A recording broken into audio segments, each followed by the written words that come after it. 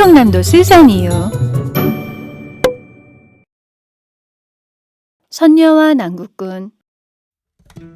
옛날이 어느 마을에서 난국꾼이 홀어머니를 메시고 살고 있었어요.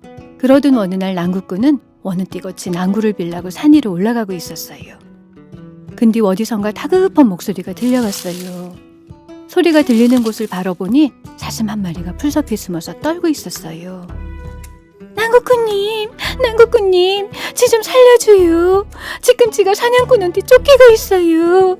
지 목숨을 살려주시면요, 꼭 은혜를 갚을게요. 그런 사슴이 불쌍했던 난국꾼은 비고 온 난구찜 사이다가 사슴을 숨겨줬어요.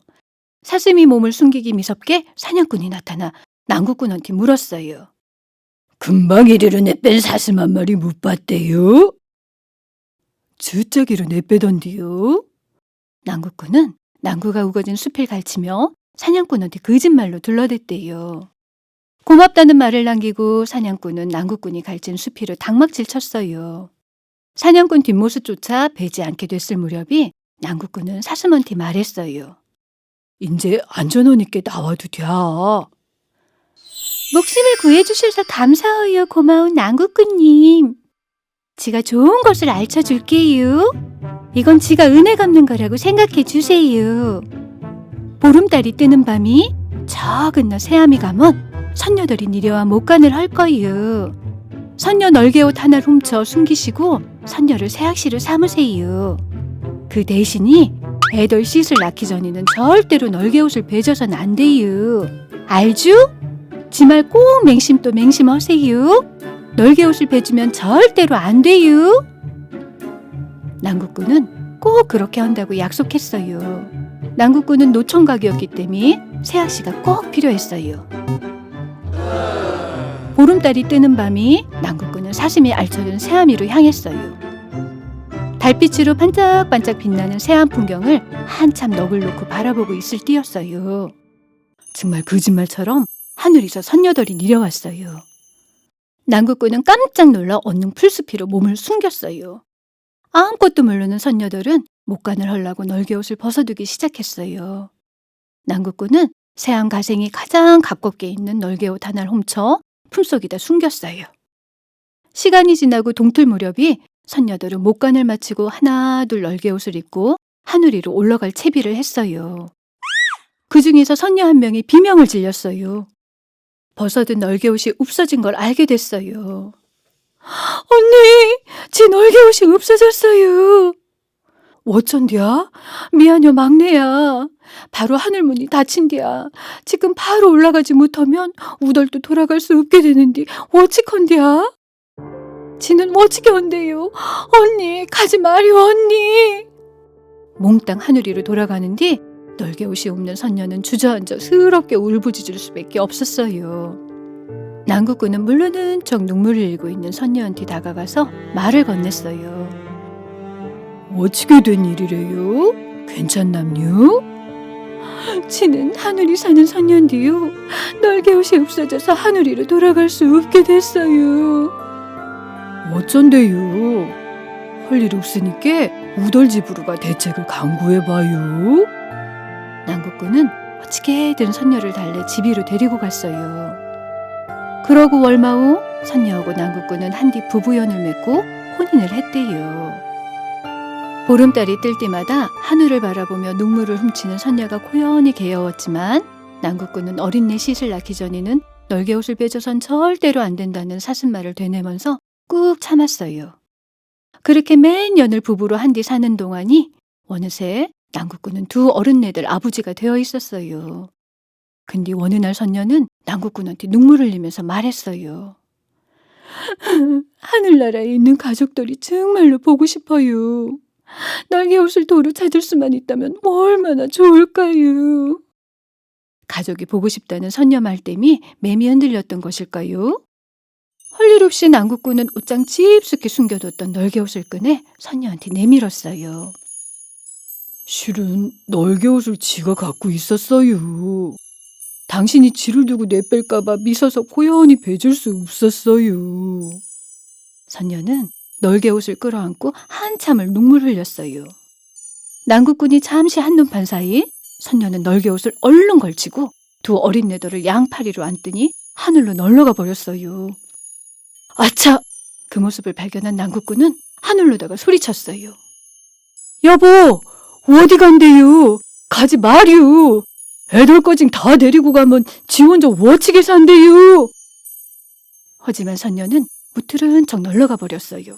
그동안이 살으면서 들은 정이 있긴 하지만 여태 꺼진 널개옷을 숨겨두고 말하지 않은 난국꾼이 서운하기도 하고 또 가족들이 정말로 보고 싶었거든요. 그렇게 부인하고 애들 몽땅 잃은 난국꾼은 맨날 밤하늘을 보며 눈물 흘렸어요. 애들 씻을 나을 때까지 배주지 말라던 널개옷을 배주고만 지를 탓하기도 하고 말없이 내뺀 야속한 선녀를 탓하기도 하며 말이지요. 그러던 어느 날 그리움이로 피골이 상접혀진 난국꾼한테 반가운 손님이 찾아왔어요. 바로 난국꾼한테 목심을 빚은 사슴이었어요. 난국꾼님, 선녀님이 내뺐다는 소식을 듣고 찾아왔어요. 선녀님을 도로 만날 방법이 있는데 알려주요? 그래? 방법이 있는겨? 그게 뭐야? 얼른 가르쳐주어. 이전이 선녀님이 못 가너던 새아미로 보름마다 타레박이 내려와요. 그걸 타고 올라가면 만나실 수 있을게요. 하늘나라에서 막내 선녀가 널개옷을 잃어번지고 돌아오지 못한 사고가 있고 난 뒤 선녀들은 내려오는 대신에 타레박이로 물을 퍼올려 못 가너게 한 것이었어요. 보름달이 뜨는 어느 날 난국꾼은 도로 새암을 찾았어요. 정말 사슴 말대로 하늘에서 타레박이 내려오고 있었어요. 기어, 저거요. 저걸 타고 위로 올라가면 부인하고 애도를 만날 수 있을겨. 난국꾼은 크다란 타레박이다 몸을 싣고 하늘 위로 올라갔어요. 그렇게 도착한 하늘나라에서 난국꾼은 두 어른네들하고 선녀를 무사하게 만날 수 있었어요. 난국꾼은 선녀를 보자마자 무릎 꿇고 용서를 빌었대요. 그래서 그렇게 하늘나라에서 네 가족들은 한디 단란하게 하루하루를 보내던 어느 날 드립다! 난국꾼 뇌리서 스치는 한 사람이 있었어요. 바로 집에서 혼자 계실 어머니였어요. 부인, 지 혼자 계실 어머니가 걱정돼서 그런디요. 한디 지상위로 내려가서 살면 안 되남요? 지는 원래 하늘이 사람이로 내려가서 살 수는 없어요. 선녀는 단호했어요. 정 그러시면 어머님을 보고 오시는 건 어떠시대요? 무사히 계시는 걸 보고 오시면 행결맴이 개벼워지실게요. 천마 한 마리 내드릴게요. 그 대신에 난중에 무슨 일이 있어도 절대로 마을 위선 일이면 안 돼요. 그러면 돌아오지 못해요. 그래요, 그렇게 할게요. 지가 꼭 지킬게요. 난국꾼은 그렇게 선녀가 준 천마를 타고 지상위로 내려왔어요. 말 잔댕이 위에 오른 채로 어머니를 불렀어요. 어머니는 잃어번진 줄 안 아들이 집으로 돌아오자 뛸 듯이 기뻤어요. 네 좋아하는 팥죽 사줄 테니까 먹고 가. 지가 말이서 뭔 일이에요, 어머님. 그래요? 어쩐디야. 그럼 말 위에서라도 먹어. 어머니는 정성스럽게 팥죽을 써 천마 위에 앉아있는 난국꾼한테 건네주었어요. 뜨거운 팥죽을 받아든 난국꾼이 살살 한 숟갈 떠 거진 입으로 누려던 순간이 팥죽 한 방울이 천마 잔댕이 위로 뚝 떨어지고 말았어요.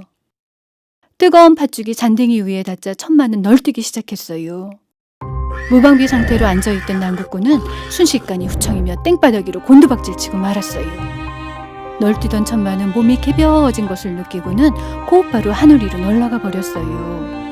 하늘 위로 도로 돌아갈 마지막 방법마저 잃어번진 난국꾼은 그 자리에서 하늘을 바라보며 울부짖다가 그만 닭이 되고 말았대요. 그래서 닭은 맨날 아침이 하늘을 향해 울부짖듯 우는 거라고 하네요. 들어주셔서 감사해요.